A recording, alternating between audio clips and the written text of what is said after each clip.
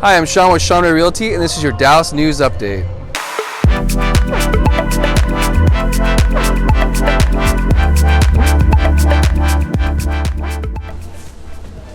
So our first story is that the Dallas rental rates on apartments are actually lowering than average.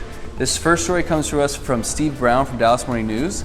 And basically what he's trying to say is that the national average for apartments year after year going up is starting to take a little bit of a slump.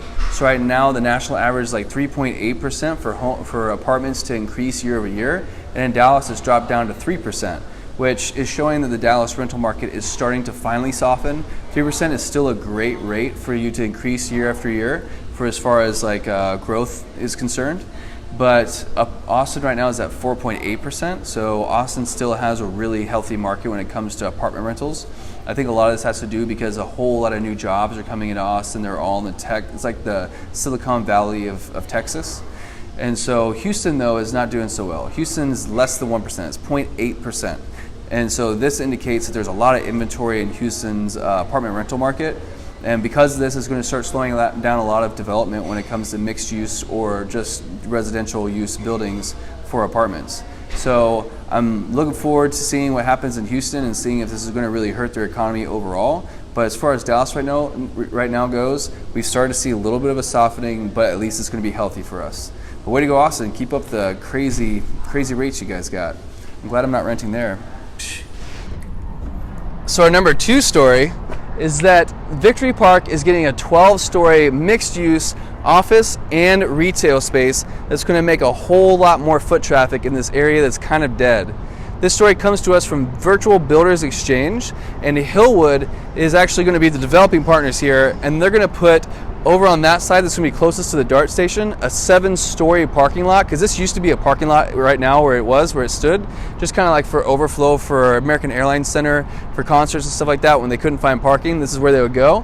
But now they're going to increase that by putting 7-story parking structure, and the 12-story high-rise is going to be right over here, and there's going to be the same kind of construction, like the bricks and the glass, the same kind of aesthetic that's already here in Victory Park. And so we should be having all this stuff wrapped up and ready to go by around this time next year, maybe late next year. I'm looking forward to seeing it.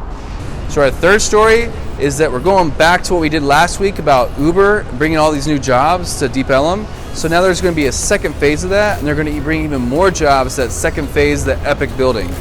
This story comes from Steve Brown from Dallas Morning News, and basically he's talking about all these incentives that Dallas has given Uber to move down here. I guess they were so good that Uber decided to expand even more past what we talked about last week.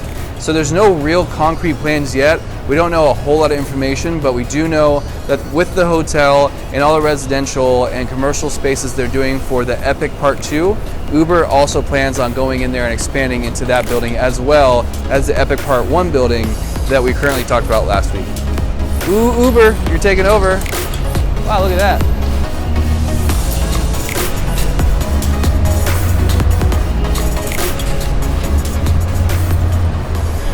So our fourth story is that the last major building in downtown is about to get a full-on renovation. The story comes to us from D Magazine, and Courtney Garrett is talking about how in the 1990s we had 42 vacant buildings in downtown.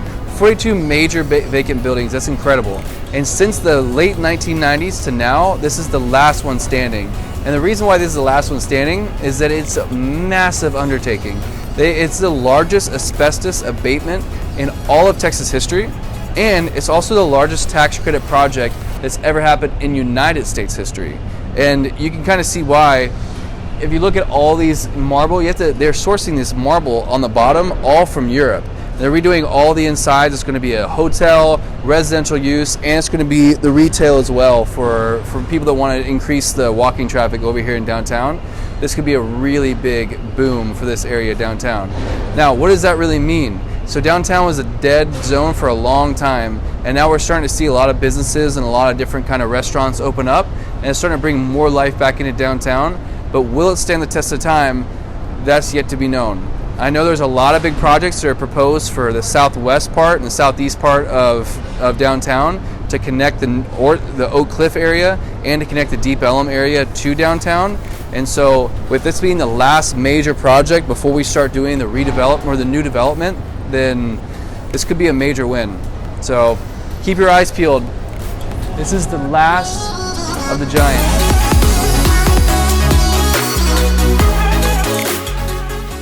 So our fifth and final story today is that Dallas, for the first time since 2012, is actually lowered on the appreciation rate of the market.